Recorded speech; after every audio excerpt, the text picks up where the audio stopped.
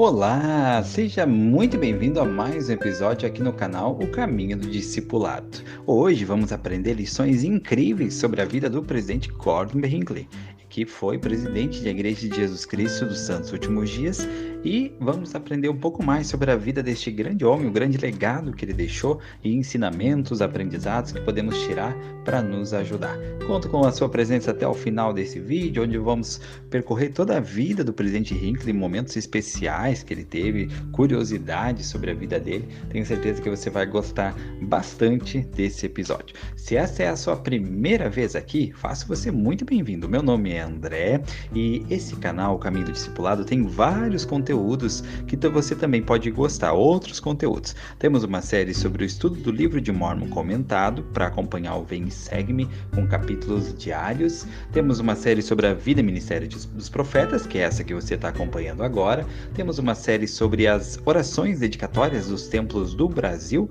onde você pode acompanhar cada um dos templos que foram dedicados no Brasil, como que foi a oração dedicatória de cada templo, quem fez, quando foi, como foi, tá bom? Então uma série bem especial. Temos uma série também sobre audiobooks em livros em formato de audiobook, sejam resumos de livros ou alguns livros na íntegra, que você pode acompanhar, que já estão disponíveis aqui no canal também, O Caminho do Discipulado, para você ir acompanhando, tá bom? Então são vários e vários conteúdos aí, muito relevantes, que tenho certeza que você vai gostar bastante. Convido você a acompanhar esses outros conteúdos também aqui no canal. Convido você a se inscrever se você estiver no YouTube, ou a seguir aí no Spotify O Caminho do Discipulado. Vamos agora então ouvir e aprender lições importantes da vida e ministério do presidente Gordon B. Hinckley.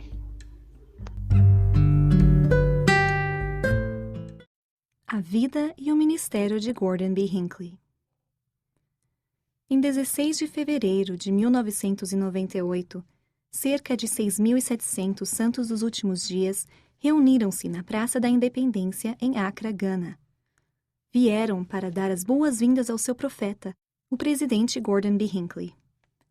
Ele levantou-se diante deles com um sorriso e anunciou a notícia há tanto tempo esperada de que um templo seria construído em seu país. O elder Jeffrey R. Holland, do Coro dos 12 Apóstolos, declarou que quando o presidente Hinckley fez o anúncio, as pessoas se levantaram, aplaudiram, choraram e dançaram, deram-se as mãos e clamaram em alta voz. Anos mais tarde, após o templo ter sido construído e dedicado, uma mulher que esteve presente naquele dia recordou os sentimentos de alegria e declarou como o templo havia abençoado a sua vida. Ainda tenho uma lembrança vívida em minha mente da visita a Gana do profeta Gordon B. Hinckley e de seu anúncio de um templo em nossa terra natal. A emoção no rosto de todos, a felicidade e os gritos de alegria ainda ecoam em minha mente. Hoje, pelo fato de termos um templo em nossa terra, sou casada e selada ao meu marido para o tempo e para a eternidade. A bênção de viver com minha família além da eternidade me proporciona grande esperança à medida que me esforço para fazer tudo o que posso, para estar com meus familiares para sempre. Por todo o mundo, o presidente Hinckley ajudou as pessoas a encontrar essa grande esperança ao se esforçarem para viver o Evangelho de Jesus Cristo. Como demonstrou o evento em Gana, ele frequentemente ministrava a milhares de pessoas ao mesmo tempo. Ele também cumprimentava as pessoas uma por uma. O elder Edney Y. Komatsu, dos 70, contou a respeito dos seus sentimentos como presidente de missão quando o presidente Hinckley visitou sua missão. Durante os 3 anos, ele nunca me criticou a despeito de minhas fraquezas. E aquilo me deu um grande incentivo. Cada vez que ele descia do avião, apertava minha mão como se estivesse bombeando água de uma fonte, com um grande entusiasmo. Bem, presidente Komatsu, como você está indo? Você está fazendo um grande trabalho. Daquela maneira, ele me encorajava e, quando partia, sentia-me como se tivesse realizado 105% e não somente 100%. As pessoas sentiam o encorajamento do presidente Hinckley, não somente por suas palavras inspiradoras, mas também pela maneira como ele vivia. O presidente Russell M. Nelson, do Quórum dos 12, relembrou: Quando o presidente e a irmã Hinckley estavam indo de uma capela para o aeroporto na América Central, seu veículo envolveu-se em um acidente. A irmã Nelson e eu estávamos viajando no veículo de trás e vimos o que aconteceu. Um caminhão que estava carregado até em cima com barras de metal que não estavam bem presas aproximou-se do carro deles em um cruzamento. Para evitar uma colisão, seu condutor parou repentinamente o caminhão, o que arremessou as barras de ferro como se fossem flechas em direção ao carro dos Hinckley. Os vidros se quebraram e as portas e os paralamas ficaram amassados. O acidente poderia ter sido muito sério. Enquanto os fragmentos de vidro eram removidos de sua roupa e de sua pele, o presidente Hinckley disse: "Graças ao Senhor por essa bênção. Agora vamos prosseguir em outro carro." Essa declaração, dita espontaneamente em um momento de crise, é representativa da vida e do ministério do presidente Hinckley como um discípulo de Jesus Cristo. Como observou Elder Holland, ele sempre estava cheio de fé em Deus e no futuro. Herança familiar, um alicerce de fé e perseverança.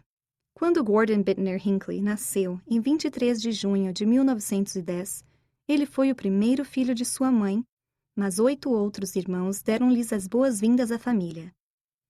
O pai de Gordon, Bryant Stringham Hinckley, havia se casado com Ada Bittner após o falecimento de sua primeira esposa, Christine. Ada e Bryant tiveram mais 4 filhos depois de Gordon. E eles criaram sua grande família com amor e sem distinções do tipo meio-irmão e meia-irmã. Desde sua infância, Gordon aprendeu a estimar sua família. O sobrenome e o nome do meio de Gordon eram lembranças de sua nobre estirpe. Seus antepassados Hinckley incluíam os primeiros peregrinos na terra que viria a se tornar os Estados Unidos da América. Alguns haviam sido banidos para essa terra nos anos de 1600, em virtude de suas crenças cristãs. Outros haviam sido passageiros do navio Mayflower, um dos primeiros navios a transportar imigrantes da Europa para a América. Cerca de 2 séculos mais tarde, o avô paterno de Gordon, Ira Nathaniel Hinckley, foi um dos primeiros pioneiros santos dos últimos dias.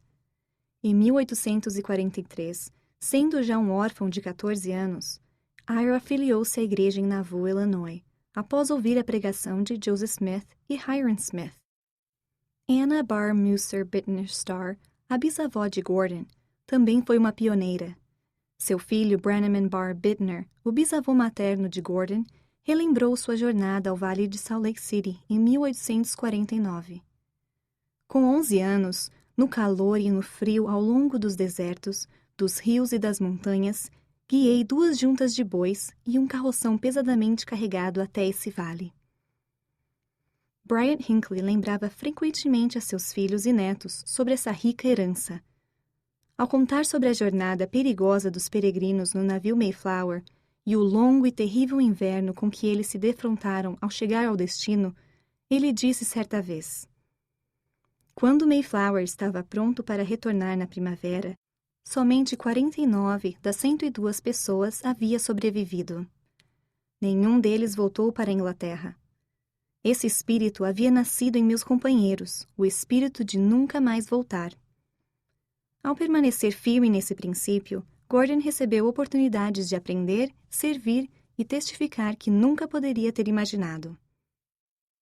Infância. Aprendendo a ser otimista, diligente e fiel. Em sua infância, Gordon Hinckley não era a pessoa energética e robusta que veio a ser conhecida anos depois. Era um menino magro e frágil, suscetível a doenças.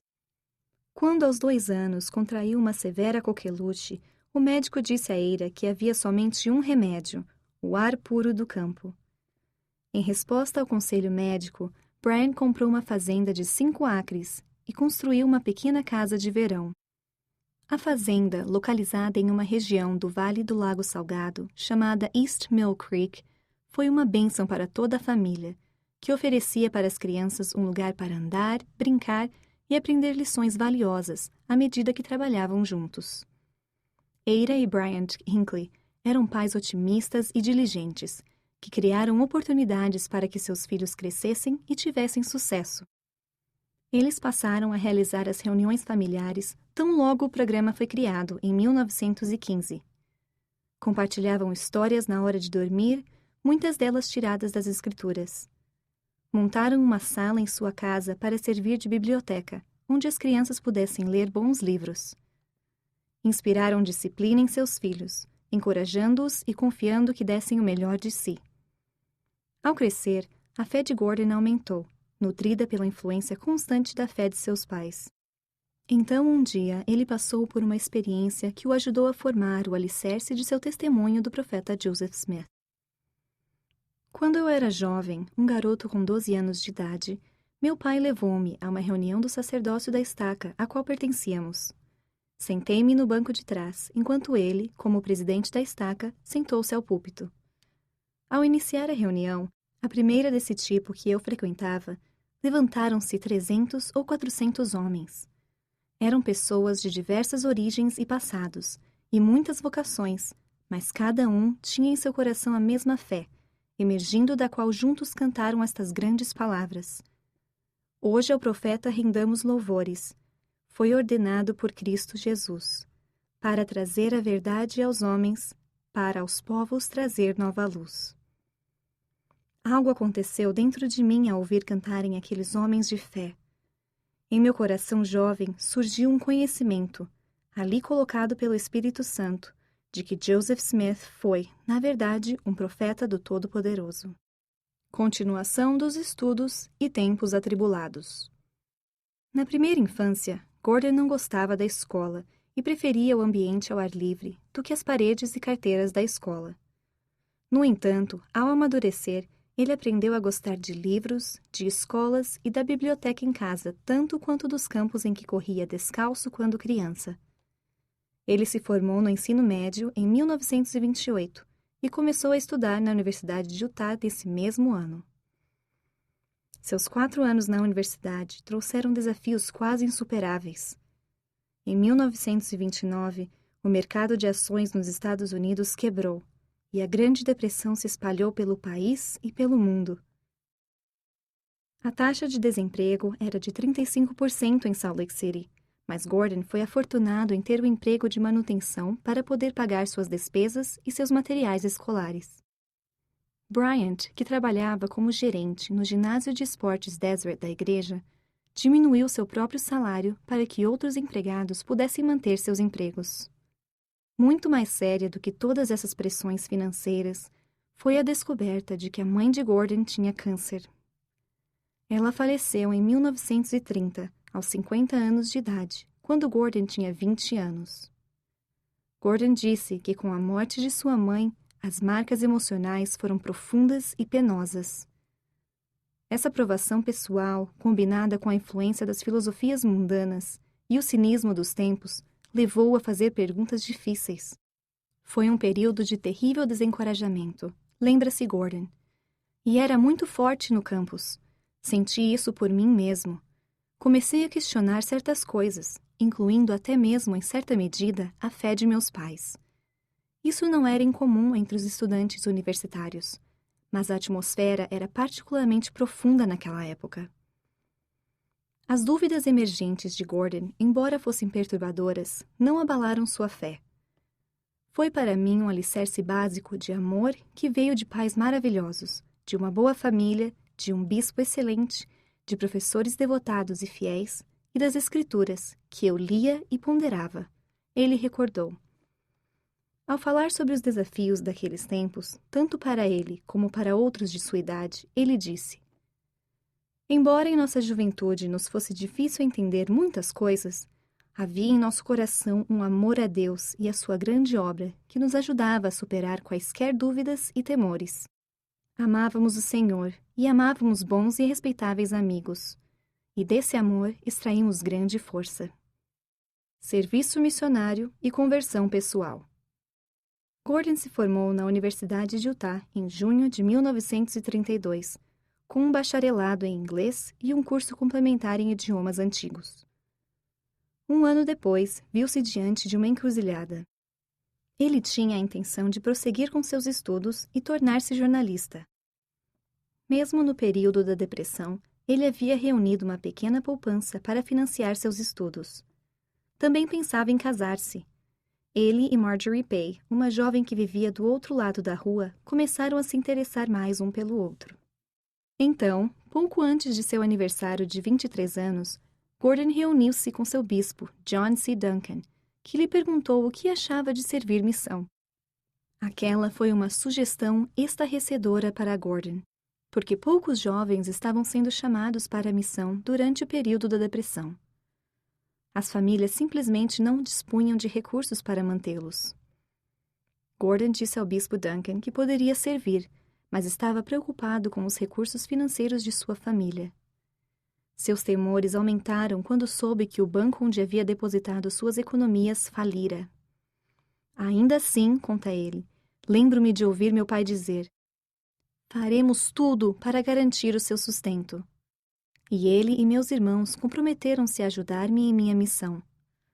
Naquela ocasião, descobrimos que minha mãe havia deixado uma pequena poupança, economias feitas nas compras da mercearia e de outras despesas. Com aquela pequena ajuda acrescentada, pareceu que eu teria condições de ir para a missão. Ele considerava sagradas as moedas de sua mãe. "Conservei-as com muita honra", disse ele. Gordon foi chamado para servir na missão europeia. Percebendo que seu filho ainda estava se sentindo preocupado, Bryant Hinckley preparou um pequeno lembrete da verdadeira fonte de força. "Quando parti para a missão", relembrou Gordon posteriormente, "meu bom pai enviou-me um cartão onde estavam escritas apenas 4 palavras: 'Não temas, crê somente.'" Essas palavras inspiraram o elder Gordon B. Hinckley a servir uma missão honrosa e fiel, especialmente quando foram combinadas com 6 outras palavras que seu pai escreveu algumas semanas depois. As 6 palavras adicionais vieram durante um período de grande desencorajamento, que começou em 29 de junho de 1933, no primeiro dia do elder Hinckley em Preston, na Inglaterra. Quando chegou em seu apartamento, seu companheiro informou que eles iriam falar na praça da cidade naquela noite. "Você está com um homem errado para ir com você", o elder Hinckley respondeu, apenas para se achar poucas horas depois, cantando e falando em cima de um tablado, diante de um grupo de espectadores com um aspecto ameaçador. O elder Hinckley descobriu que muitas pessoas não tinham o desejo de ouvir a mensagem do Evangelho restaurado. A pobreza criada pela depressão financeira mundial parecia penetrar as almas das pessoas que o acotovelavam nos bondes, e ele se sentia pequeno para se aproximar delas. Além disso, sentia-se fisicamente acabado. Relembrando, disse ele: "Na Inglaterra, o pólen da grama se transforma em semente no final de junho e começo de julho, que foi exatamente na época em que cheguei. Isso causou alergias nele, o que fez as coisas parecerem ainda piores. Sentia falta de sua família, sentia falta de Marjorie, sentia falta dos lugares familiares em seu país. O trabalho era frustrante. Ele e seus companheiros missionários tinham poucas oportunidades de ensinar pesquisadores, embora ensinassem e falassem nos pequenos ramos todos os domingos. Sentindo que estava desperdiçando seu tempo e o dinheiro de sua família, o elder Hinckley escreveu uma carta para seu pai, explicando sua situação infeliz. Bryant Hinckley respondeu com um conselho que seu filho observaria durante toda sua vida. "Querido Gordon", ele escreveu, "recebi sua última carta. Tenho somente uma sugestão." E então redigiu as 6 palavras que foram acrescentadas às outras 4 que havia escrito antes: "Esqueça de si mesmo e trabalhe." Esse conselho fez eco a uma passagem de escritura que o elder Hinckley e seu companheiro haviam lido mais cedo, naquele mesmo dia. "Porque qualquer que quiser salvar a sua vida, perdê-la-á. Mas qualquer que perder a sua vida por causa de mim e do Evangelho, esse a salvará." Com a carta de seu pai nas mãos, o jovem elder Hinckley caiu de joelhos e fez uma promessa de que ele se dedicaria inteiramente ao Senhor. O efeito foi quase imediato. "O mundo inteiro mudou", disse ele. "O nevoeiro sumiu. O sol começou a brilhar em minha vida. Tinha um interesse renovado. Conseguia ver a beleza desse país. Podia vislumbrar a grandeza do povo. Comecei a sentir-me em casa nessa terra maravilhosa." Recordando aqueles dias, Gordon contou que recebeu ajuda também de sua mãe. Ele sentiu a sua presença reconfortante durante o período sombrio e desencorajador. Foi então que tentei, assim como já vinha procurando fazer antes, conduzir minha vida e desempenhar meu dever de forma a trazer honra para seu nome, ele disse. A perspectiva de viver abaixo das expectativas da minha mãe era dolorosa, e isso desencadeou uma disciplina que, de outra forma, faria falta. Ele transformou-se em um missionário zeloso e com propósito. Os registros dos primeiros 8 meses de sua missão mostram que, embora ele não tenha realizado nenhum batismo, distribuiu 8.785 folhetos, despendeu mais de 440 horas com os membros, frequentou 191 reuniões, teve 220 palestras e confirmou uma pessoa. Em março de 1934, o Elder Hinckley foi transferido de Preston para Londres para trabalhar como assistente do Elder Joseph F. Merrill, do Quórum dos 12 Apóstolos, e que presidia as missões britânica e europeia. Ele ficou o restante de sua missão ali, trabalhando no escritório durante o dia e ensinando o Evangelho à noite.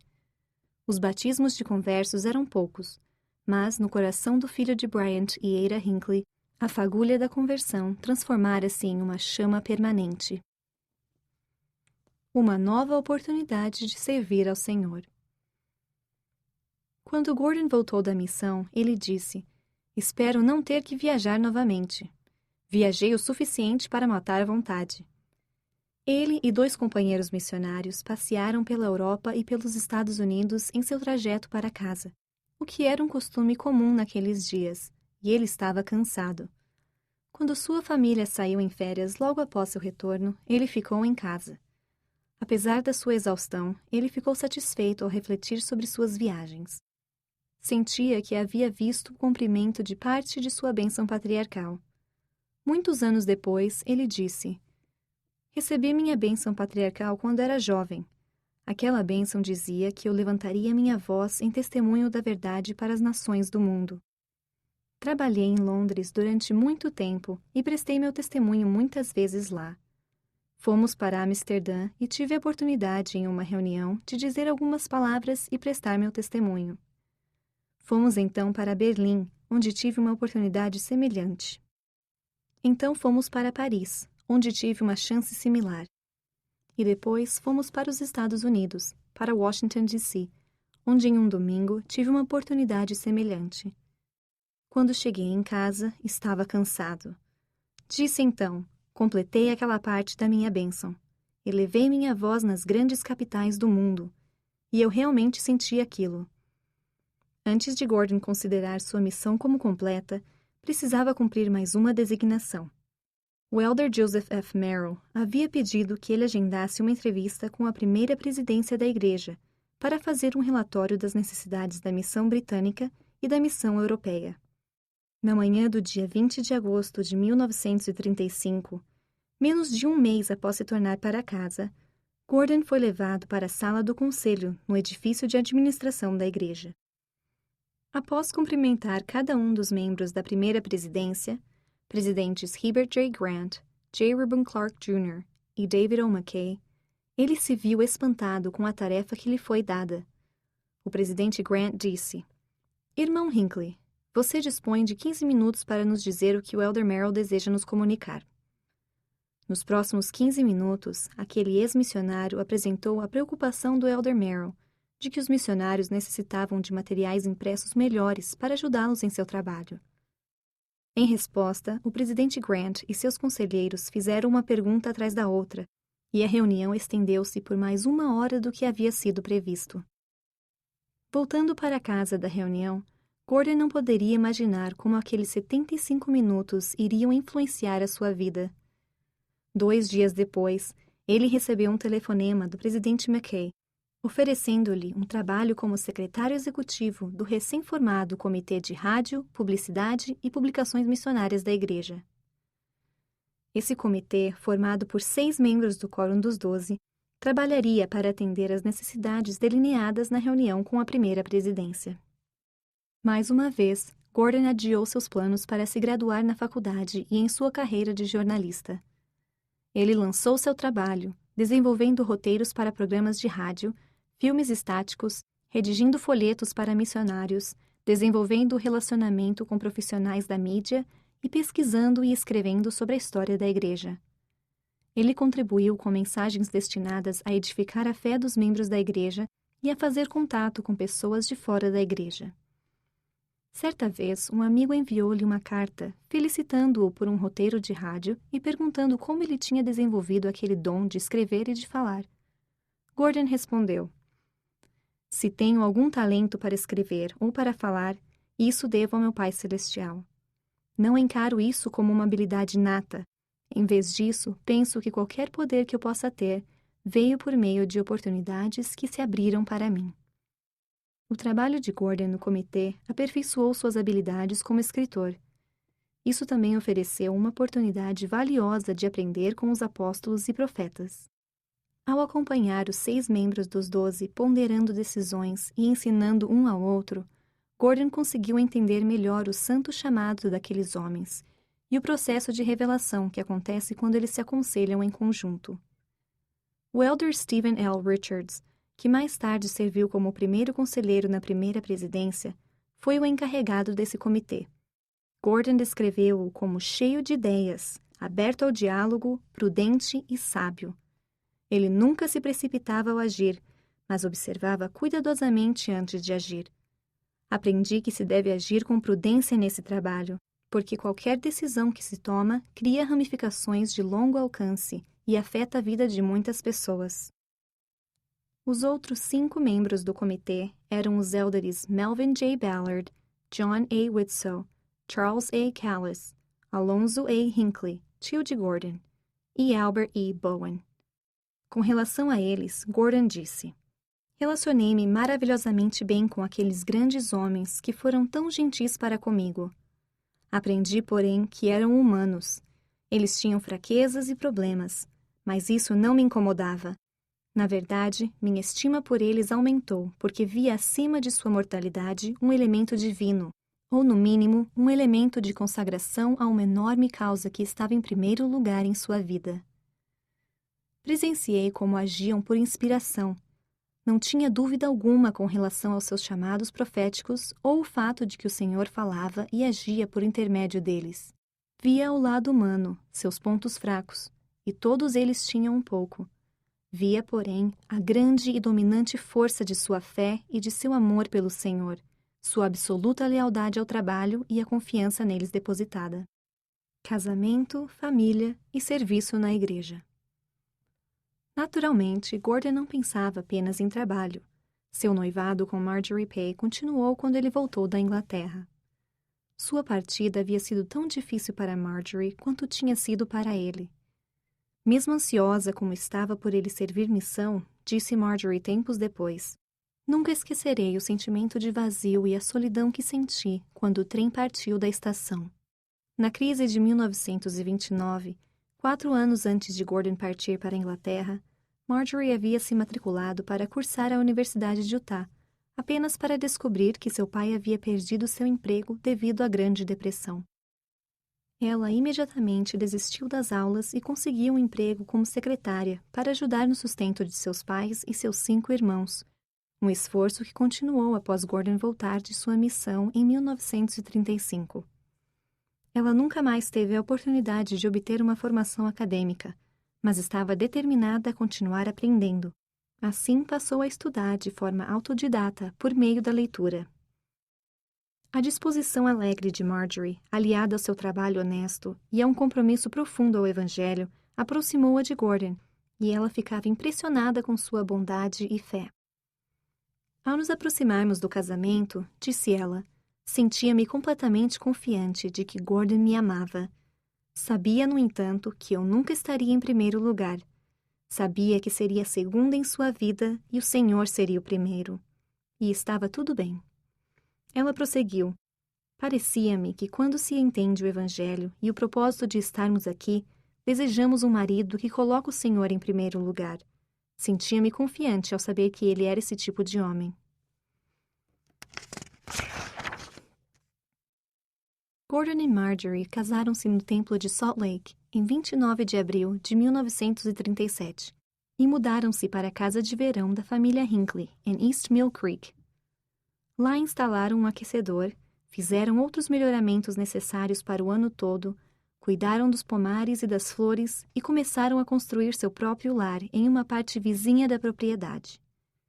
E assim, a área rural que Gordon havia amado durante os verões de sua infância tornou-se o lugar onde ele e Marjorie construiriam sua casa e criariam seus filhos, Kathleen, Richard, Virginia, Clark e Jane.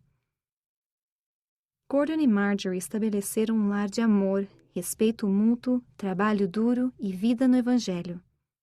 A oração familiar diária proporcionou uma janela para que as crianças pudessem visualizar o amor e a fé de seus pais. À medida que a família orava juntos, os filhos também sentiam a proximidade de seu pai nos céus. O lar da família Hinckley era um lugar de poucas regras, mas de grandes expectativas. Marjorie falou sobre coisas que não valiam uma discussão. Descrevendo uma abordagem da educação familiar que ela compartilhava com seu marido, ela comentou: "Aprendi que precisava confiar em meus filhos, de modo que tentava nunca dizer não se fosse possível dizer sim. Enquanto estávamos no processo de educar nossa família, tratava-se de uma questão de superar cada dia e divertir-se ao longo desse processo. Como pude perceber, eu não seria capaz de tomar todas as decisões de meus filhos, logo tentava não me preocupar com cada pequena coisa. Como resultado da confiança de seus pais, as crianças sentiam-se respeitadas e ganharam experiência e confiança. E quando a resposta era não, as crianças entendiam que aquilo não era uma restrição arbitrária." O lar da família Hinckley também era cheio de risadas. Marjorie disse certa vez: "O único jeito de levar a vida é rir do jeito que a vida nos leva. Você pode escolher entre rir ou chorar. Eu prefiro rir. Chorar me dá dor de cabeça." Com pais que podiam rir de si mesmos e encontrar humor no dia a dia, as crianças encontravam em seu lar um refúgio muito agradável. O serviço na igreja era sempre uma parte da vida para Gordon e Marjorie. Gordon serviu como superintendente da escola dominical da Estaca e então foi chamado para a junta geral da escola dominical, onde serviu por 9 anos.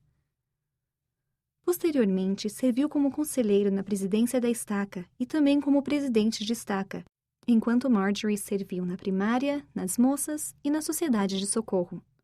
Seus filhos enxergavam o serviço na igreja como um privilégio jubiloso, um modelo que cada um deles seguiria em sua vida adulta. Preparação por meio de esforços profissionais. Nos primeiros 6 anos do casamento de Marjorie e Gordon, ele continuou a trabalhar no Comitê de Rádio, Publicidade e Publicações Missionárias da Igreja. Ele se dedicava a seu trabalho, e os projetos e prazos frequentemente colocavam-no perto do limite de suas habilidades e de sua experiência, e mesmo além disso. Em carta a um amigo, ele escreveu: "Há muito a ser feito. O trabalho nesse comitê, que tem um nome comprido, está aumentando e tornando-se mais complicado e interessante. O rádio, os filmes e as publicações de vários tipos servem para me manter em espírito de oração, humilde, ocupado e trabalhando por muitas horas. Tudo isso serviu para me tornar mais dependente dos óculos, com os ombros um pouco mais encurvados, mais arrumado e ligeiramente maravilhado sobre onde chegaremos com tudo isso." No início dos anos 1940, a Segunda Guerra Mundial causou uma mudança no trabalho de Gordon. O trabalho missionário de tempo integral praticamente cessou por causa da guerra, e com isso, seu trabalho de proporcionar materiais missionários não era tão necessário. Sentindo a responsabilidade de colaborar com o esforço de guerra, ele se inscreveu na Escola de Candidatos a Oficial da Marinha dos Estados Unidos. No entanto, seu histórico de alergias acabou por desqualificá-lo. "Fiquei deprimido após a rejeição", admitiu ele posteriormente. A guerra estava em curso e todos estavam fazendo alguma coisa para colaborar.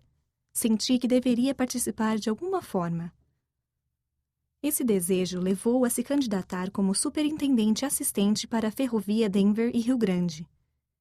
Pelo fato de trens serem fundamentais para a movimentação de tropas e os suprimentos para a guerra, Gordon sentiu que esse emprego poderia ajudá-lo a servir a seu país.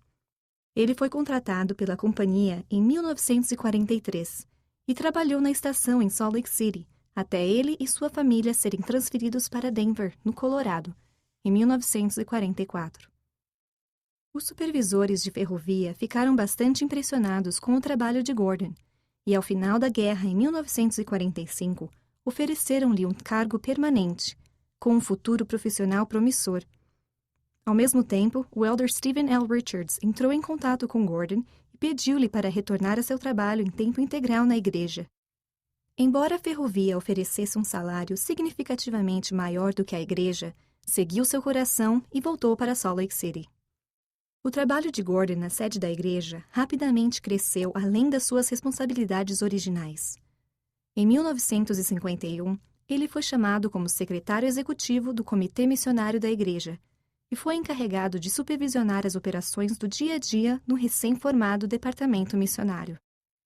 Esse departamento supervisionava tudo o que dizia respeito à pregação do Evangelho, tradução e distribuição de materiais usados pelos missionários, o treinamento de missionários e presidentes de missão, as relações públicas com a mídia para o estabelecimento de vínculos e o esclarecimento de mitos a respeito da Igreja.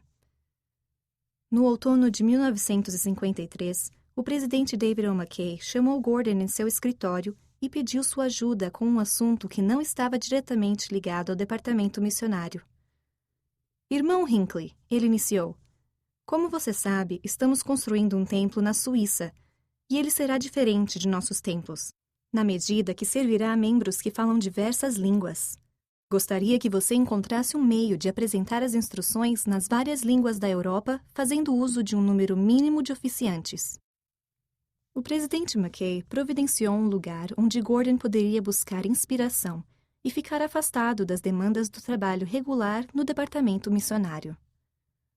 Durante as noites, nos sábados e em algumas manhãs de domingo, Gordon trabalhou em uma pequena sala no 5º andar do Templo de Salt Lake.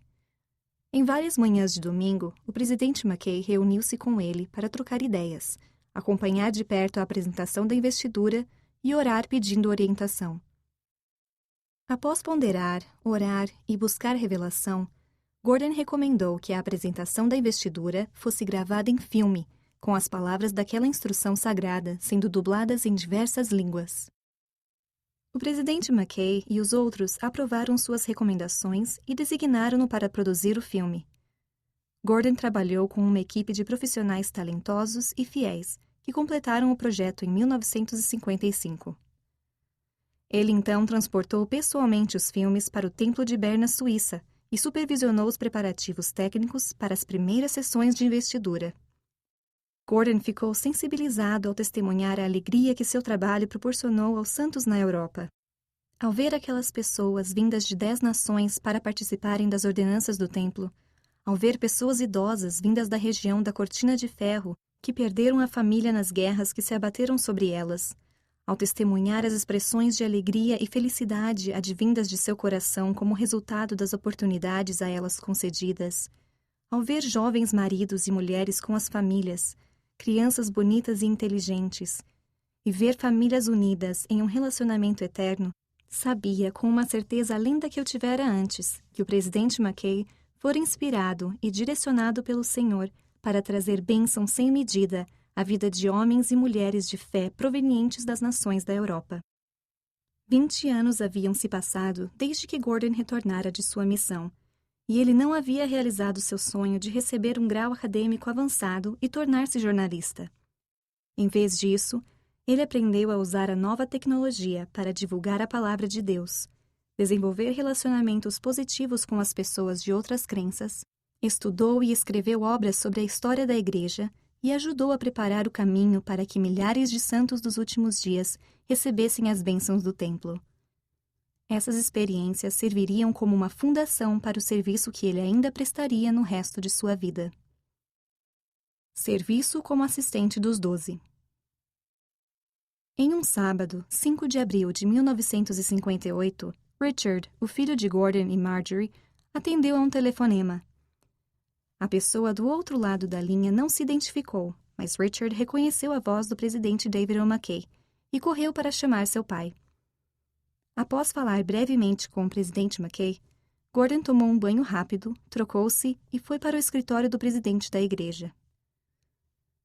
Pelo fato de ter recebido recentemente algumas designações do presidente McKay, ele esperava receber alguma solicitação na preparação para a conferência geral que aconteceria nos próximos dias. Ele ficou chocado ao ver que o presidente McKay tinha alguma coisa a mais em mente. Após um rápido cumprimento, o presidente McKay chamou Gordon para servir como assistente dos 12. Os irmãos que serviam naquela posição, que foi descontinuada em 1976, se tornavam autoridades gerais da igreja. Gordon estava servindo como presidente da estaca East Mill Creek, quando o presidente McKay fez o chamado. No dia seguinte, o elder Gordon B. Hinckley recebeu um voto de apoio na conferência geral. Embora admitisse em seu primeiro discurso na conferência que estava tomado por um sentimento de inadequação, ele assumiu sua nova responsabilidade com fé e energia características. Um dos maiores deveres que foram atribuídos ao elder Hinckley como assistente dos 12 foi o de supervisionar o trabalho da igreja em toda a Ásia. Ele pouco conhecia sobre o povo lá e não falava nenhum daqueles idiomas, mas rapidamente veio amá-los, e eles também o amaram. Kenji Tanaka, um japonês membro da igreja, comentou a respeito da primeira reunião do elder Hinckley no Japão. O entusiasmo do elder Hinckley podia ser constatado pelo brilho de seus olhos.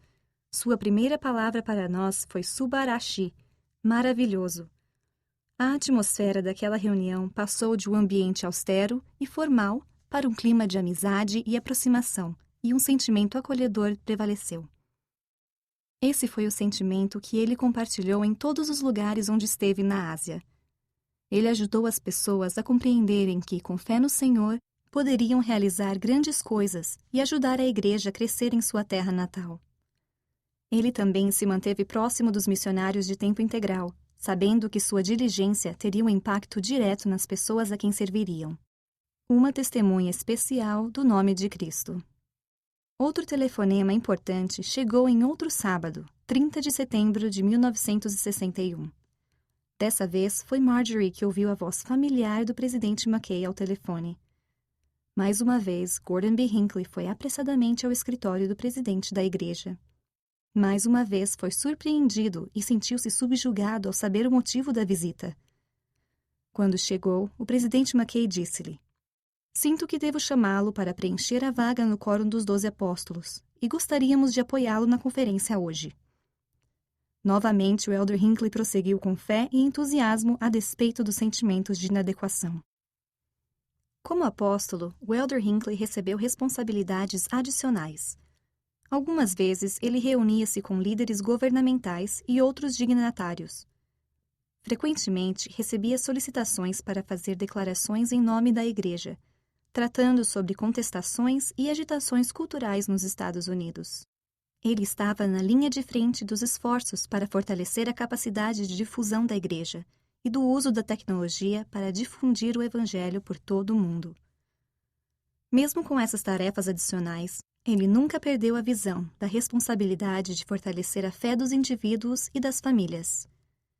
Ao falar para uma pessoa ou discursar para milhares de outras, o seu toque era essencialmente pessoal, o que acabava por se tornar seu emblema no ministério, trazer as pessoas, uma a uma, a Cristo. O elder Hinckley continuou a supervisionar a Ásia nos próximos 7 anos e regozijou-se ao ver o crescimento dos seus amigos lá. Ele observou: "É uma experiência inspiradora testemunhar a maneira como o Senhor está tecendo a tapeçaria de seu grande plano nessa parte da terra." À medida que as designações foram alteradas no Quórum dos 12, o elder Hinckley recebeu oportunidades de servir em outras partes do mundo. Em todos os lugares onde ele foi, demonstrou preocupação com o indivíduo. Em 1970, quando estava supervisionando o trabalho da igreja na América do Sul, ele viajou para o Chile após presidir uma conferência de estaca no Peru. 2 dias após chegar ao Chile, soube que um terremoto devastador havia atingido o Peru e que 4 missionários estavam desaparecidos. Fez imediatamente planos para voltar ao Peru, mesmo que isso fosse atrasar seu retorno para casa. Não posso, em sã consciência, ir para casa quando há missionários desaparecidos, disse ele. Ele chegou a Lima, Peru, na manhã seguinte.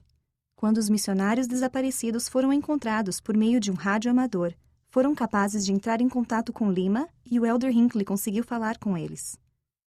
Os missionários estavam em uma pequena sala com outros sobreviventes e suas conversas pelo rádio saíam em um alto-falante.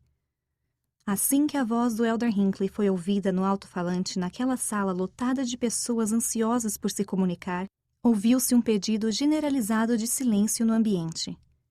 Embora ele falasse em inglês e todos na sala falassem espanhol, as pessoas começaram a sussurrar umas com as outras, perguntando: "Quem é esse homem?" Surgiu então um sentimento, mesmo entre o caos e a confusão, de que aquela voz pertencia a alguma pessoa extraordinária. Durante os primeiros 2 anos da supervisão da Igreja na América do Sul, o Elder Hinckley percorreu todas as missões. Criou novas missões na Colômbia e no Equador. Ajudou a criar novas estacas em Lima, Peru, e São Paulo, Brasil. E ajudou a resolver problemas de vistos para missionários na Argentina.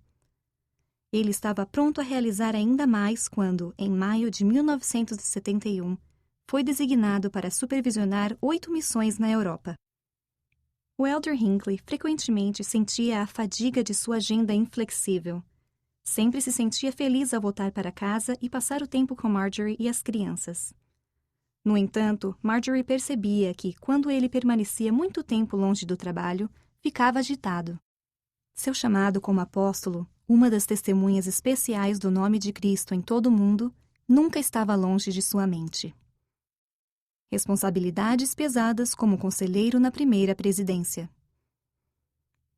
Em 15 de julho de 1981, após servir no Quórum dos 12 por quase 20 anos, o Elder Hinckley recebeu outro chamado surpreendente. Spencer W. Kimball, então presidente da igreja, chamou-o para servir como conselheiro na primeira presidência, além dos presidentes Ann Eldon Tanner e Marion G. Romney. Essa foi uma situação pouco comum no padrão de 2 conselheiros, mas que já havia acontecido anteriormente. O presidente Kimball e seus conselheiros não estavam bem fisicamente e necessitavam de apoio extra na presidência. Na primeira conferência geral com essa nova estrutura, o presidente Hinckley comentou: "Meu único desejo é servir com lealdade onde quer que sou chamado. Este chamado sagrado me torna mais consciente das minhas fraquezas. Se ofendi alguém em qualquer ocasião, peço desculpas e espero que me perdoe. Seja um encargo breve ou longo, prometo meus melhores esforços dados com amor e fé." Os seus melhores esforços eram realmente necessários à medida que a saúde dos presidentes Kimball, Tanner e Romney declinava. A maior parte do trabalho diário da primeira presidência ficou com o presidente Hinckley.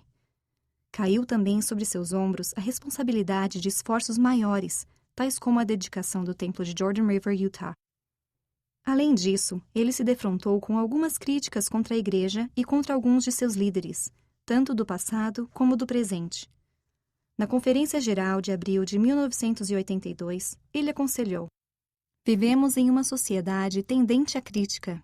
Recomendo que vocês ampliem a visão, deixando de se preocupar com pequenas falhas. Essas são apenas coisas incidentais à magnitude dos serviços dos líderes da igreja e da grandeza de suas contribuições." O presidente Tanner faleceu em 27 de novembro de 1982, e a saúde dos presidentes Kimball e Romney declinou de tal forma que, na Conferência Geral de abril de 1983, o presidente Hinckley, que havia sido chamado como segundo conselheiro na primeira presidência, sentou-se sozinho ao lado de cadeiras vazias, junto ao púlpito. De uma forma profundamente pessoal, ele sentiu o que certa vez foi chamado de a solidão da liderança. O presidente Hinckley procedeu com cuidado e oração, procurando não passar à frente do profeta. Ele pediu ajuda aos membros seniores dos 12, especialmente a ajuda de Ezra Taft Benson, o presidente do Quórum, para orientação na execução dos assuntos diários da igreja. O presidente Hinckley trabalhou lado a lado com o Quórum dos 12, sempre guiado pelos conselhos do presidente Kimball. Ainda assim, era uma carga muito grande. Embora as responsabilidades do presidente Hinckley na primeira presidência o mantivessem a maior parte do tempo em Salt Lake City, ocasionalmente ele viajava para ministrar aos membros e missionários em outras partes do mundo. Em 1984, ele retornou às Filipinas.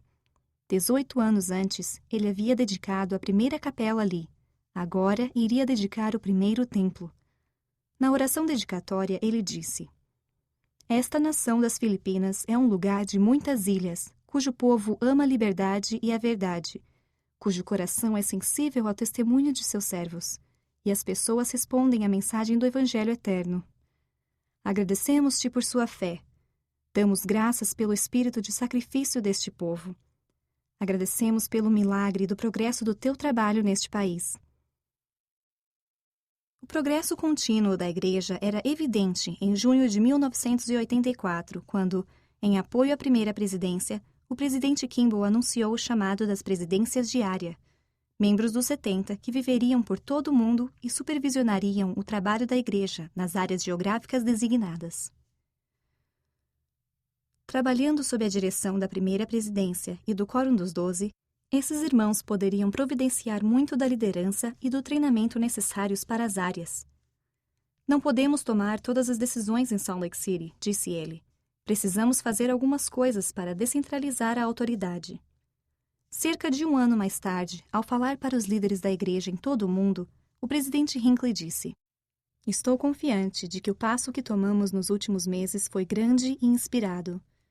Estou seguro de que a presença frequente desses bons homens em seu meio proporciona uma grande segurança.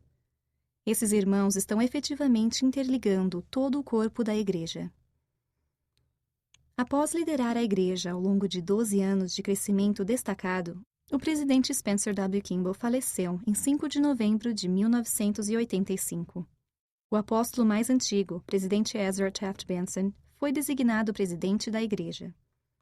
Ele pediu ao presidente Hinckley que servisse como primeiro conselheiro na primeira presidência e que Thomas S. Monson servisse como segundo conselheiro.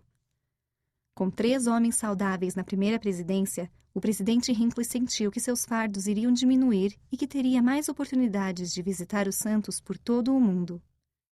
Dentro de poucos anos, a saúde do presidente Benson começou a declinar e as responsabilidades do dia a dia caíram sobre o presidente Hinckley. Nessa época, porém, ele não estava sozinho na primeira presidência. Com vitalidade e energia, os presidentes Hinckley e Monson mantiveram a Igreja em um curso firme, sempre respeitando o chamado do presidente Benson como profeta, vidente e revelador. Eles desenvolveram uma amizade forte, perseverante e em parceria. O presidente Benson faleceu em 30 de maio de 1994 e o presidente Howard W. Hunter tornou-se presidente da Igreja. Mais uma vez, os presidentes Hinckley e Monson serviram como conselheiros.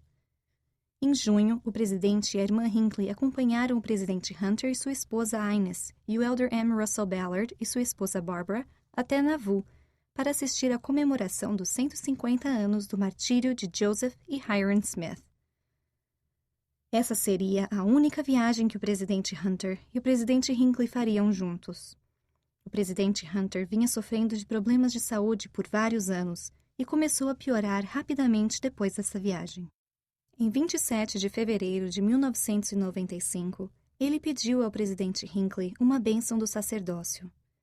Na bênção, o presidente Hinckley rogou pela vida do presidente Hunter, mas também disse que ele estava nas mãos do Senhor. Poucos dias depois, em 3 de março de 1995, o presidente Hunter faleceu. Profeta, vidente, revelador e presidente da Igreja. A morte do presidente Hunter, embora não fosse uma surpresa, veio como um grande peso para a família Hinckley. Como apóstolo sênior, o presidente Hinckley era o próximo na linha de sucessão para tornar-se presidente da Igreja. A irmã Hinckley recorda-se do momento em que receberam a notícia da morte do presidente Hunter. O presidente Hunter se foi e ficamos para trás a fim de dar continuidade ao trabalho. Senti-me muito triste e muito sozinha. Gordon também. Ele estava desalentado e sentia-se muito, muito sozinho. Não havia mais ninguém que conseguisse compreender a situação pela qual ele estava passando. Após o funeral do presidente Hunter, o presidente Hinckley encontrou conforto no templo. Sozinho na sala de reuniões da primeira presidência e do Quórum dos 12 no templo de Salt Lake, ele se debruçou sobre as Escrituras e meditou sobre o que lia. Ele refletiu sobre a vida, o ministério e a expiação de Jesus Cristo. Então ele estudou os retratos na parede, representando todos os presidentes da igreja, desde Joseph Smith até Howard W. Hunter. Ele escreveu essa experiência em seu diário. Caminhei na frente dos quadros e olhei bem nos olhos desses homens ali retratados. Senti-me quase como se pudesse falar com eles. Senti-me quase como se eles estivessem falando comigo e me transmitindo confiança. Sentei-me na cadeira que havia ocupado como primeiro conselheiro do presidente. Passei um bom tempo olhando os retratos. Cada um deles parecia estar vivo. Seus olhos pareciam olhar-me. Sentia como se eles estivessem incentivando-me e dando-me seu apoio. Eles pareciam dizer-me que haviam falado a meu favor em um conselho realizado nos céus, que eu não deveria temer e que eu seria abençoado e apoiado em meu ministério. Ajoelhei-me e implorei ao Senhor. Conversei longamente com ele em oração. Tenho certeza de que, pelo poder do Espírito, ouvi a palavra do Senhor, não verbalmente, mas como um calor que senti em meu coração a respeito das questões que eu havia levantado em minha oração. Após essa experiência, ele voltou a registrar seus pensamentos. Senti-me melhor e com mais segurança em meu coração de que o Senhor está fazendo valer sua vontade com referência à sua causa e seu reino. Que eu serei apoiado como presidente de sua igreja e profeta, vidente e revelador, de modo a servir pelo tempo que o Senhor desejar. Com a confirmação do Espírito em meu coração, estou agora pronto para seguir em frente e trabalhar da melhor maneira que puder. É-me difícil acreditar que o Senhor me esteja colocando nessa posição da máxima e mais sagrada responsabilidade. Espero que o Senhor tenha me treinado para fazer aquilo que Ele espera de mim. Darei a Ele minha total lealdade e, certamente, buscarei sua orientação. O presidente Gordon B. Hinckley foi apoiado como presidente da igreja em 12 de março de 1995 e, no dia seguinte, ele falou em uma entrevista coletiva à imprensa, respondendo a muitas perguntas dos jornalistas.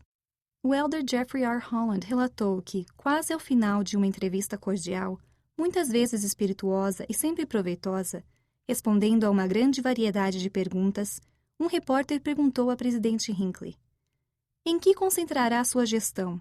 Qual será o tema de sua administração? Instintivamente ele respondeu: avançar, sim. Nosso tema será continuar a grande obra realizada por nossos antecessores. O presidente Hinckley foi verdadeiro naquela promessa. Com respeito aos profetas que vieram antes, ele avançou e continuou a obra que haviam realizado. E com fé em Deus e em Jesus Cristo, ele recebeu a revelação de como realizar a obra de novas maneiras. Tirando a igreja da obscuridade. Relembrando o início do ministério do presidente Hinckley, o elder Neal A. Maxwell, do Quórum dos 12, observou: o presidente Hinckley está ajudando a fazer com que a igreja saia da obscuridade. A igreja não pode seguir adiante se escondermos os nossos méritos. Alguém tem de aparecer, e o presidente Hinckley está pronto para fazê-lo. Ele é um homem da história e da modernidade ao mesmo tempo, e possui o maravilhoso dom da expressão que o capacita a apresentar nossa mensagem de modo que atrai as pessoas em todos os lugares. A vasta experiência do presidente Hinckley na mídia e nos meios de comunicação ajudaram-no a se preparar para esse esforço. Como presidente da igreja, ele concedia entrevistas aos jornalistas frequentemente por todo o mundo, respondendo suas perguntas sobre a doutrina da igreja, suas diretrizes e prestando seu testemunho do Salvador e do Evangelho restaurado. Ao longo do tempo, a compreensão aumentou e as amizades foram fortalecidas. Como destaque particular, houve a entrevista de 1996 com o veterano jornalista Mike Wallace, no programa de televisão 60 Minutes. O Sr. Wallace era conhecido por ser um entrevistador implacável, e o presidente Hinckley admitiu ter algumas reservas antes da transmissão em rede nacional nos Estados Unidos. Se for favorável, ficarei grato, disse ele. Caso contrário, prometo nunca mais pôr os pés nesse tipo de armadilha. A entrevista foi favorável, mostrando muitos aspectos positivos da igreja.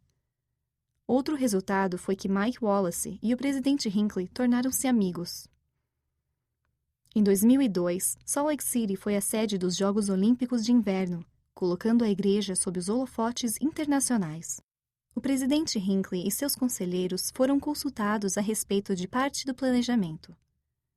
De modo consciente, tomamos a decisão de não usar essa ocasião para fazer proselitismo, disse ele, mas estávamos confiantes de que desse evento significativo colheríamos excelentes frutos para a igreja. Ele estava certo. Dezenas de milhares de pessoas visitaram o Vale do Lago Salgado e foram recebidas por anfitriões amáveis, santos dos últimos dias e outros trabalhando juntos para criar Jogos Olímpicos bem-sucedidos. Esses visitantes caminharam pela Praça do Templo, ouviram o coro do tabernáculo e visitaram a Biblioteca de História da Família. Bilhões de pessoas observaram o Templo de Salt Lake pela televisão e viram a igreja ser apresentada de maneira favorável pelos repórteres. Nas palavras do presidente Hinckley, foi uma coisa maravilhosa para a igreja. Além dos meios tradicionais de comunicação, o presidente Hinckley adotou algumas inovações. Por exemplo, ele enxergou a internet como um meio de trazer a igreja para mais perto de seus membros e de compartilhar o evangelho restaurado com outras crenças. Durante sua administração, a igreja lançou os sites lds.org, familysearch.org e mormon.org. Em 23 de junho de 2004, no dia em que o presidente Hinckley completou 94 anos, foi-lhe concedida a Medalha Presidencial da Liberdade, a mais alta honraria civil dos Estados Unidos. Em resposta, ele disse: "Estou imensamente honrado por receber esta prestigiosa honraria do presidente dos Estados Unidos. Estou profundamente agradecido. Em um sentido mais amplo, isso reconhece e honra a igreja que me concedeu tantas oportunidades e cujos interesses eu procurei servir." Ele enxergou essa medalha como um símbolo do crescimento positivo da respeitabilidade da igreja e uma evidência de que ela está, de fato, saindo da obscuridade. Viajando entre os santos dos últimos dias. O presidente Hinckley não apreciava os rigores das viagens, mas seu desejo de servir entre os santos dos últimos dias era maior do que seu desejo de ficar em casa. Ele disse que desejava se encontrar com nosso povo para estender-lhe apreciação e incentivo e para prestar testemunho da divindade da obra do Senhor. Anteriormente, em sua administração, ele comentou: "Enquanto tiver forças, estou decidido a aproximar-me das pessoas deste e de outros países. Pretendo permanecer em intensa atividade enquanto puder. Desejo misturar-me ao povo que amo." Durante seu serviço como presidente da igreja, ele viajou extensivamente dentro dos Estados Unidos e fez mais de 90 viagens para destinos no estrangeiro. No total, viajou mais de 1.600.000 quilômetros como presidente da igreja, reunindo-se com os santos em todas as partes do mundo. Em algumas áreas, as pessoas precisavam fazer um esforço maior para vê-lo do que ele fazia para vê-las. Por exemplo, em 1996, ele e a irmã Hinckley visitaram as Filipinas, onde o número de membros da igreja havia crescido e atingia cerca de 375 mil. O presidente e a irmã Hinckley estavam programados para falar à noite em uma reunião no estádio Araneta Coliseu de Manila. No meio da tarde, o Coliseu estava lotado além de sua capacidade. As filas começaram a formar-se às 7 horas da manhã, para uma reunião que começaria em 12 horas. A contagem oficial indicou posteriormente que 35 mil santos superlotavam os 25 mil lugares do ginásio, assim como os corredores e os locais de acesso. Muitos haviam viajado 20 horas de barco e ônibus para chegar até Manila. Para alguns, o custo da viagem equivalia a vários meses de salário. Quando o presidente Hinckley soube que o Coliseu já estava antecipadamente lotado e que o administrador do edifício sugeria iniciar o evento mais cedo, ele disse: "Vamos lá." Ele e a irmã Hinckley entraram naquele vasto estádio. Como se estivessem ensaiados, a congregação levantou-se espontaneamente, aplaudiu e a seguir começou a cantar com grande emoção: "Graças damos, ó Deus, por um profeta." Sabendo que ele e seus irmãos não poderiam ir para qualquer lugar que desejassem, o presidente Hinckley adotou o uso de tecnologia para instruir os líderes por todo o mundo. Usando tecnologia de satélite, ele presidiu transmissões da Reunião Mundial de Treinamento de Liderança, a primeira das quais foi realizada em 2003, promovendo a importância do aprendizado e ensino das verdades seculares e espirituais. O presidente Gordon B. Hinckley declarou: "Nenhum de nós já sabe o bastante. O processo de aprendizado é infinito. Temos que ler, temos que observar, temos que assimilar e temos que refletir bem sobre as coisas a que expomos nossa mente." Ele também disse: "O ensino efetivo é a própria essência da liderança na igreja.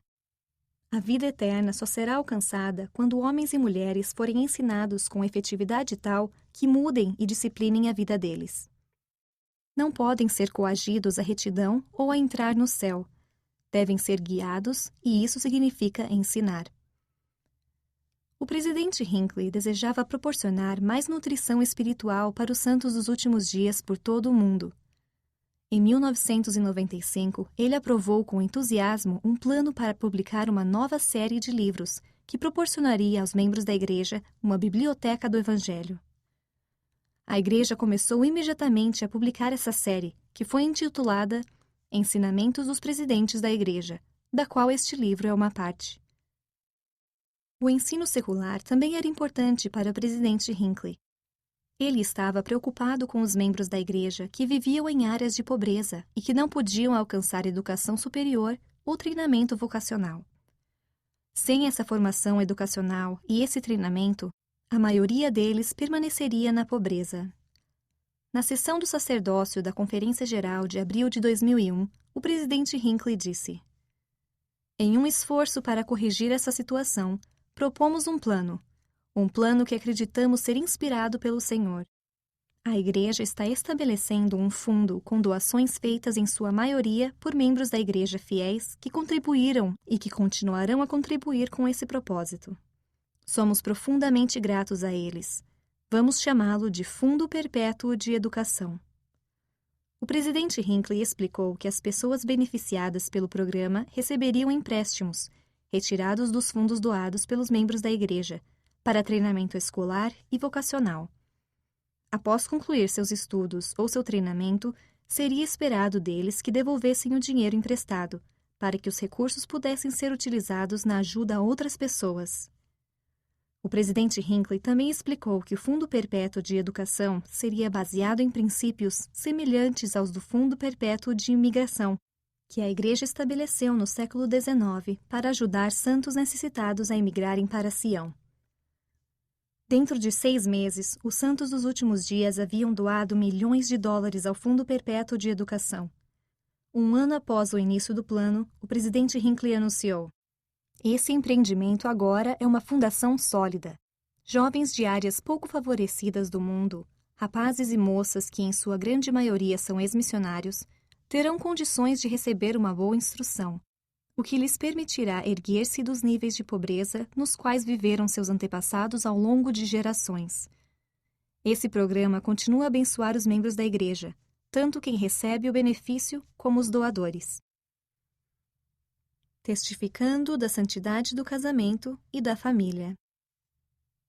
Na reunião geral da Sociedade de Socorro, realizada em 23 de setembro de 1995, o presidente Hinckley disse: "Havendo tantos sofismas ensinados como verdades, tantos enganos quanto aos padrões e valores, tanto incentivo e sedução para que lentamente aceitemos a corrupção do mundo, sentimos a necessidade de advertir e admoestar.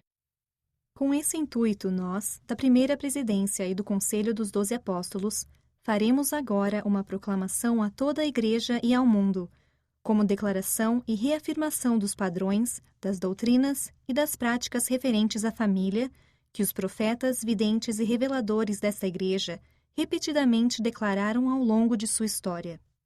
Com essa introdução, o presidente Hinckley leu em público, pela primeira vez, a família Proclamação ao Mundo. A santidade do casamento e da família foi um tema constante nos ensinamentos do presidente Hinckley.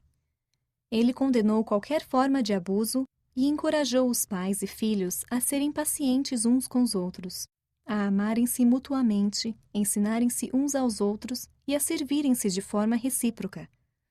Em uma carta de 11 de fevereiro de 1999, ele e seus conselheiros na primeira presidência disseram: conclamamos todos os pais a empenharem-se ao máximo para ensinar e criar seus filhos nos princípios do Evangelho, o que os manterá próximos da Igreja. O lar é o alicerce do viver reto, e nada mais pode tomar seu lugar ou desempenhar suas funções essenciais no cumprimento dessa responsabilidade dada por Deus. Aconselhamos os pais e os filhos a dar a maior prioridade à oração familiar, à noite familiar, ao estudo e ensino do Evangelho e às atividades familiares salutares.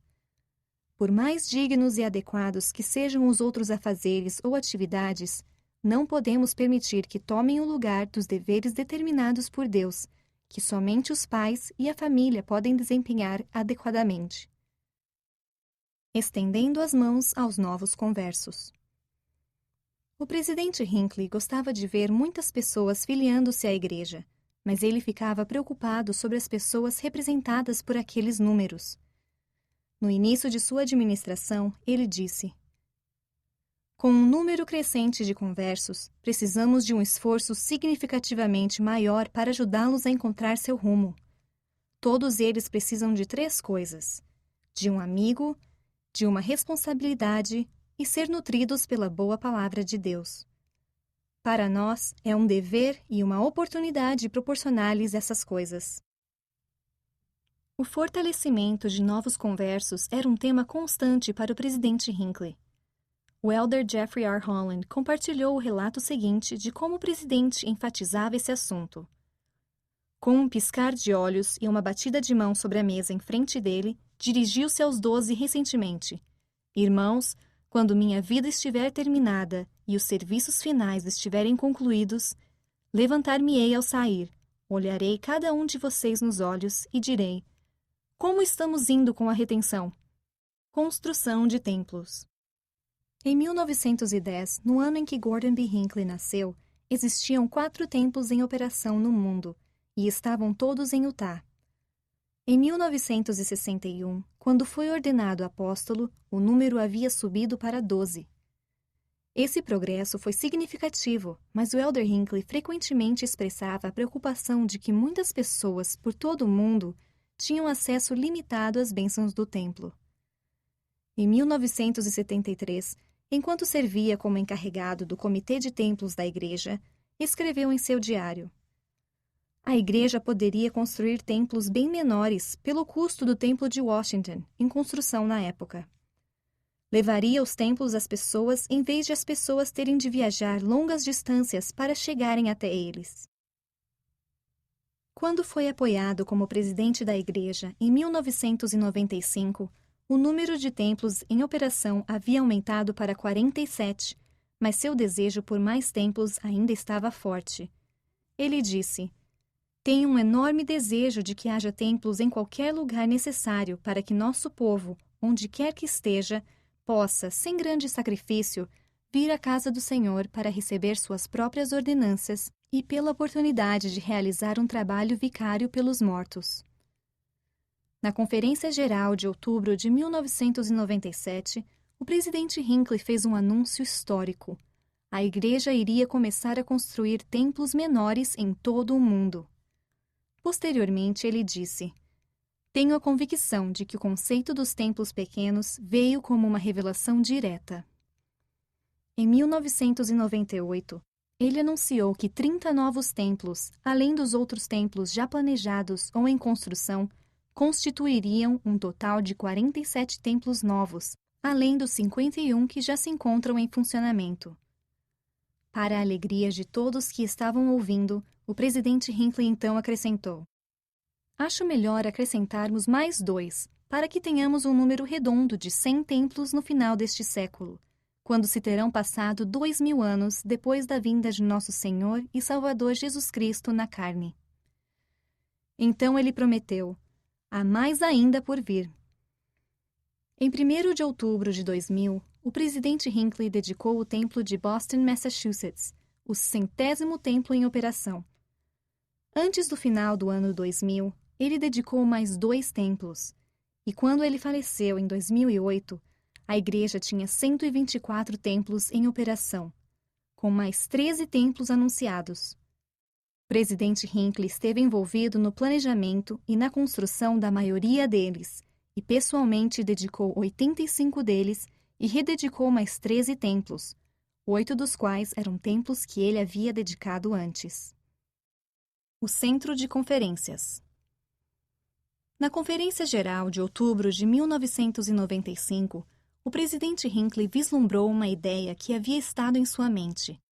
Falando do tabernáculo na Praça do Templo, ele disse: "Este grande tabernáculo parece diminuir a cada ano que passa.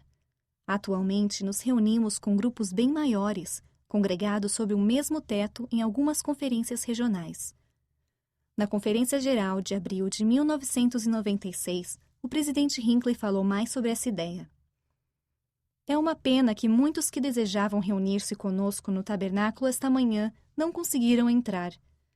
Há muitas pessoas do lado de fora.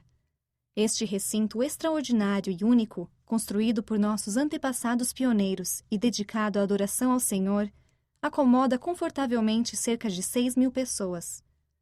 Alguns de vocês que ficam sentados nesses bancos duros por 2 horas podem questionar a palavra confortavelmente. Meu coração volta-se para aqueles que queriam entrar e não puderam ser acomodados. Aproximadamente há 1 ano, lembrei às autoridades gerais que talvez tivesse chegado a hora de estudarmos a possibilidade de construir-se uma outra casa de adoração muito maior, que acomodasse um número de pessoas 3 ou 4 vezes maior do que esta construção comporta. Em 24 de julho de 1997, no aniversário de 150 anos da chegada dos pioneiros ao Vale do Lago Salgado, foi feita a abertura de terra para o novo edifício, a ser chamado de Centro de Conferências, no quarteirão imediatamente ao norte da Praça do Templo. Menos de 3 anos depois, em abril de 2000, as primeiras sessões da Conferência Geral foram realizadas lá, embora o edifício não estivesse terminado. O presidente Hinckley dedicou o Centro de Conferências na Conferência Geral de outubro de 2000. Antes de oferecer a oração dedicatória, ele se colocou junto ao púlpito, que havia sido construído a partir do tronco de uma nogueira que havia crescido em seu próprio jardim, e disse: "Hoje dedicaremos este lugar como uma casa na qual adoraremos a Deus, o Pai Eterno, e a seu unigênito, o Senhor Jesus Cristo. Esperamos e oramos que continuem a sair deste púlpito para o mundo declarações de testemunho e doutrina, de fé no Deus vivo e de gratidão pelo maravilhoso sacrifício expiatório de nosso Redentor." Testemunho de Jesus Cristo. Em 1º de janeiro de 2000, o presidente Hinckley, seus conselheiros na primeira presidência e o Quórum dos 12 Apóstolos publicaram uma proclamação intitulada "O Cristo Vivo, o Testemunho dos Apóstolos." Eles declararam a respeito do Salvador: "Ninguém mais exerceu uma influência tão profunda sobre todos os que já viveram e ainda viverão sobre a face da terra. E nenhum outro teve uma influência tão profunda na vida do presidente Gordon B. Hinckley. Por mais de 46 anos, ele serviu como uma testemunha especial de Jesus Cristo.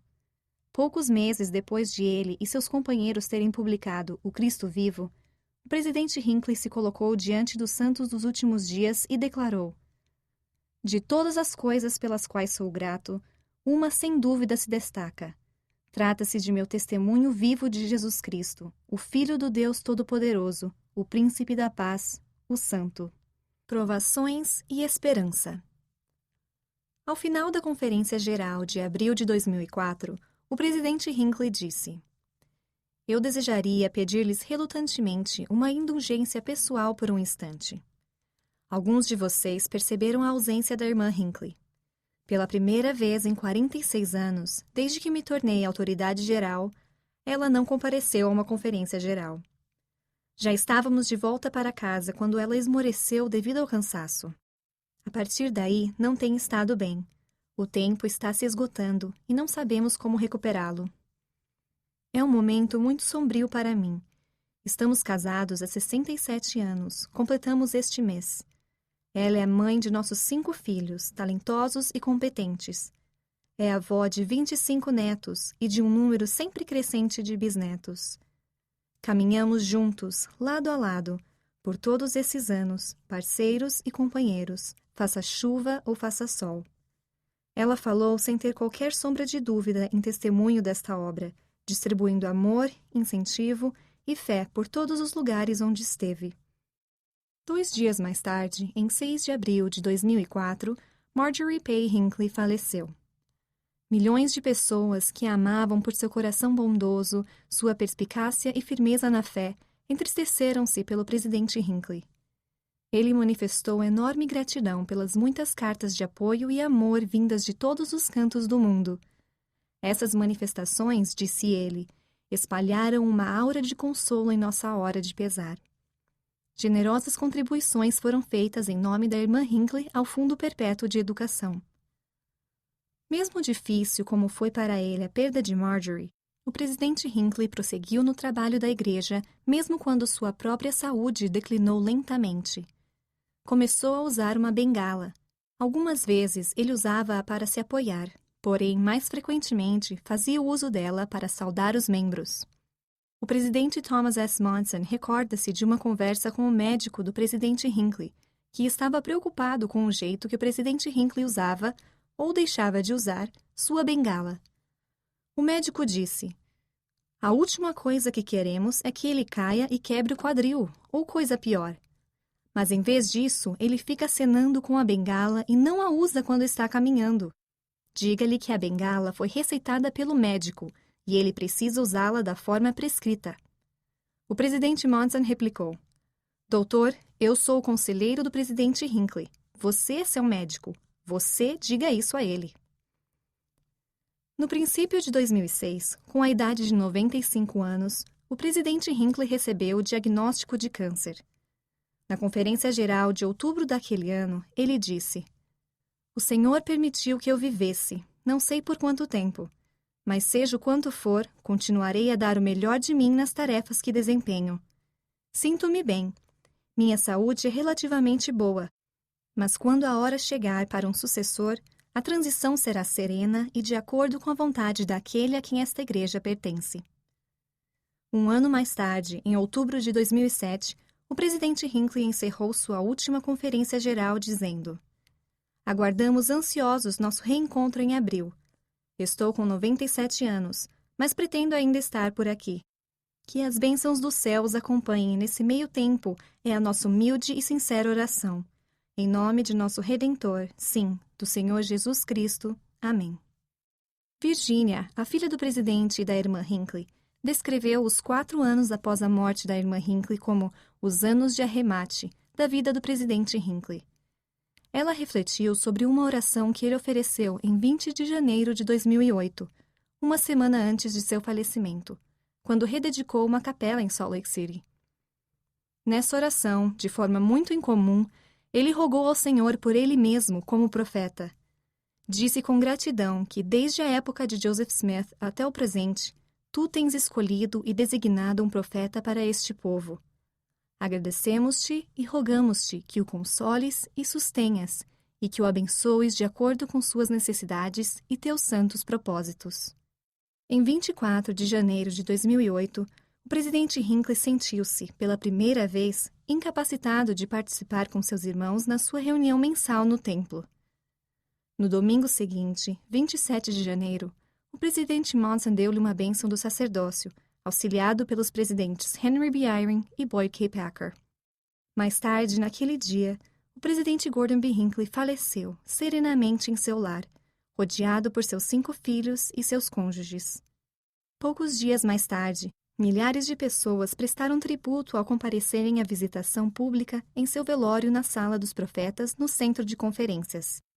Líderes de outras igrejas, representantes governamentais e empresariais também enviaram condolências, expressando gratidão pelos ensinamentos e pela influência do presidente Hinckley. O serviço fúnebre foi realizado no centro de conferências e transmitido para as capelas da igreja em todo o mundo. O coro do tabernáculo cantou um novo hino como parte da reunião, intitulado "O que é isso que os homens chamam de morte?". As palavras do hino foram escritas pelo presidente Hinckley, seu testemunho final de Jesus Cristo para seus amigos que viram nele um profeta. Chamam na morte esse impalpável e silente anoitecer, que não encerra a vida em treva, mas mundos mais belos, luz mais brilhante. Ao seu cair faz nascer. Ó Deus, com tua santa mão, serena meu peito, minha alma e temor. Fé, esperança sublime e pura, dá-me forças, que transcendam toda lágrima e tristeza. Morte nada és, mudança apenas, que coroa o vencedor, com a graça do Filho, do Santo de Deus, que a todos tem imenso amor.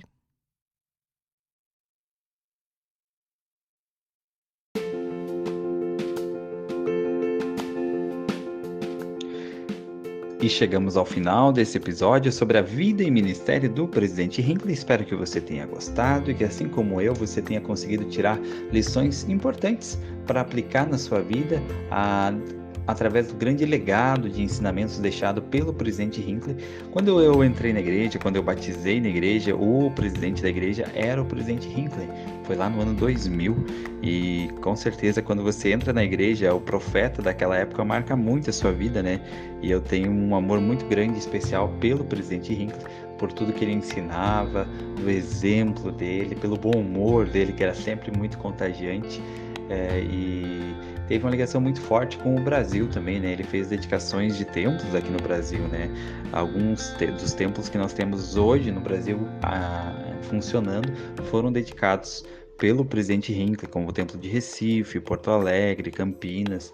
Então, realmente é um homem que tem um carinho muito grande das pessoas daquela época e todos que ouvem depois sobre a sua vida e ensinamentos. Então, muito bom, obrigado por você ter permanecido comigo até aqui, até o final desse episódio.